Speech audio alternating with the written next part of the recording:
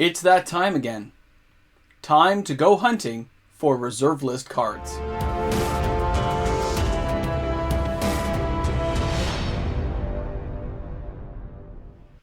Another day, another buyout of Magic the Gathering's reserve list. Welcome back everyone, MTG Moxman here. If you're new to my channel, welcome aboard. I hope you enjoy the content today. And of course, hit that subscribe button, help support the channel. It's free, easy to do, and helps me get closer to 8,000 subscribers. Don't forget I do upload new content every day, so turn on your notification bell. If it's something you want to see, it'll be there.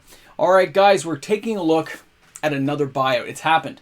And then thinking about that buyout, what can happen when we start running low on reserve list cards? Let's get to this conversation. First off, here's the card that left us on March 4th of 2022, and that is Urbor Justice. Now, this card I've mentioned in the past, probably I guess late 2020, early 2021, when it was just a couple of dollars a card. I said this card could have potential, especially in Commander.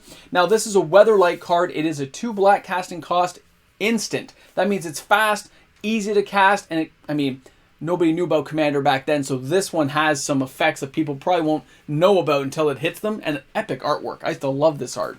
So, target opponent chooses and buries a number of creatures he or she controls equal to the number of creatures put into your graveyard from play this turn. Oh, that can hurt. Now, I've circled two things there that you guys can see. The first one there is right before the buyout, the day before. You can see this card was around the $9, $10 mark, and now we're at around $17 to $18. You see where I'm going with this? Now it says here the average is $29.81 US, and the market's at $11.55 US, and then €7, 78 cents to get you that card. And guess what? I couldn't find any available locally, so I'm not going to put a Canadian price out there. But if you look on eBay, it's like 15 to 20 bucks. Keep an eye out. So, not to mention, as buyouts happen and become more common, when I did the reserve list video this weekend of the top 10 cards, remember those videos are based on a 5 to 6 day period of me counting up sales of cards I look at every day, as well as new cards people tell me about, just to get a smattering of it. When you see 30, 40 copies of any card disappear, I consider that a buyout. When you're looking at a 1 week period where 30 copies leaves the market and nothing gets put back into the market, that was a buyout. It's gone. They've gone to somebody's collection and stores weren't able to replace those copies. And have you noticed lately that even when they do replace copies, they're replacing them with worse quality copies? So they'll say, oh, this is like near mint. Trust me, I've gotten some cards before that are not near mint. Or cards that people have had listed in stores saying heavily played, I would basically say are damaged. That's what we're getting to. I mean, it can be so frustrating to think about, but these are things we have to take into account now when the reserve list starts drying up like this, when more cards start leaving the market and prices go up. I did that video on reserve list artifacts last week, and a few emails and people commented saying, hey, these aren't really that cheap of reserve list cards. They're artifacts, they can go anywhere, and no, they're not as cheap as they used to be because they're on the reserve list. The reserve list goes one way. That's where we're going to be. So, when you think about how many cards are leaving the market, the availability gets near that bottom of the barrel. They're scraping to get the cards they can find. They're like, this one's moderately played. We'll put it like moderately played plus, whatever that means. This is kind of light to moderate play. We'll just say it's light played. And sometimes people don't have comparables with them. They haven't seen a near mint one, or they're not sure in the reserve list realm what a near mint or light played would look like. It gets kind of scary, guys. We have to pay attention to these things because it's going to become more common. Prices will go up, quality will go down. Ugh, supply demand, right? It's horrible. Now, when you look at a buyout like this, is this a single person? Is this a group of people? Who knows? There are a few ways that buyouts can happen. You can have a group of friends going together. They're all communal, and they say, hey, we're going to put in 50 bucks each. They're going to give that money to one person. They're going to send it over PayPal or whatever. They're going to say, okay, 50 bucks from everybody. Let's say it's 100 people. All right, we got $5,000 saved up now. And they just go after a reserve list card. Think about how easy that is to do. It's got to be a card they agree on or some communal fund, but pretty easy. But really, anyone who saves up a few bucks can start hitting the reserve list themselves. They can just save and save and save, use a tax refund, use up money they've saved and say, okay, I've got like $4,000 saved. I'm just going to buy every single copy I don't care if it's heavily played, damaged, light played, near mint, within this price bracket, and they just start buying them up. Some people will only go for near mint quality cards because they know that'll have a higher price premium 10 years down the road. The reserve list is the way it is because they just don't have any more of it. And every time somebody buys it and it starts to disappear, we're left with a few less. And stores can't keep going down to their basements looking. There's only so many piles of bulk out there to try to find some of these cards that were worthless at the time and now have value. And let's face it, not all bulk were really kept in great shape anyway. They got abused a little bit. They get shuffled around in boxes. Things dry out, water damage, and who knows the attrition rate. I market at 50% plus nowadays just because the older sets weren't well treated. Things like Fallen Empires, Homelands, The Dark, a lot of those cards weren't well treated. They got destroyed. I look at my own collection and go, yeah, I didn't treat those very well because nobody knew that one day, even though they're on the reserve list, that they were going to have value. That people would value the artwork, the card, the capabilities. Different formats were invented, making those cards better to be played. Something to always consider. But when we're looking at future buyouts and the possibility of future buyouts, is that these are not going to be traditional buyouts like you remember from 7-8 years ago. They're not going to be the same. Because the cards being bought out now are any card on the reserve list that a person or persons deems worthy of their attention and hard-earned money.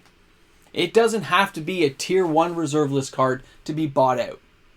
Some people just want to buy as many copies of a certain card because of an artist or a fond memory, the nostalgia of it, or the future collectability of a card can draw players in, single or multiple people, to buy a card. And well-executed buyouts can happen at any time. You never know when they're coming. Most people will wait for the market to be at a lull period, and then look what happens. A card disappears, and now we're talking about it, saying, oh, look what happened. And they are happening more frequently, but that's something to think about. It doesn't have to be any single card, which is why I say hold the line. Don't trade in your reserve list cards. Hold on to them. Remember, when it comes to reserve list conversations, there is going to be a very strong opinion either way. Those who are for the reserve list or those who are against the reserve list. It's usually a very polarizing topic for a lot of people out there. And that's okay. That makes it interesting. The pros and cons. But we have the reserve list the way it is now. Like I said, it's like office towers with a certain amount of stock in 572 different companies. And there's only so much stock available. So every time a buyout happens and multiple shares of one of these companies is bought up, like Urbor Justice Inc., it got 316 copies bought out as I was counting. Probably more by now. Other people noticed and probably a few stragglers came along and bought a few extra copies or extra shares of that company. And that happens all the time. Now, high-end things like Time Twister Inc., those companies, they have a very high stock. And without some kind of split in that stock, which of course will never happen, they're going to stay as high as they are and only go higher. So only the elite can afford them. I get it. You got to have a lot of money to get into those high-end companies. But the companies that are still up and coming, the smaller companies, have lots of room to grow. And that's where people are taking their hard-earned money now. That's where I see things factoring off every month. Every time I see the sales the way they are, weekly, monthly, and I add these things up and I start looking at it, it's hundreds of thousands of dollars a month in reserve list cards. And when there's big sales, millions a month. It is what it is. The reserve list is here. People can hate it or love it. The prices are only going to go higher.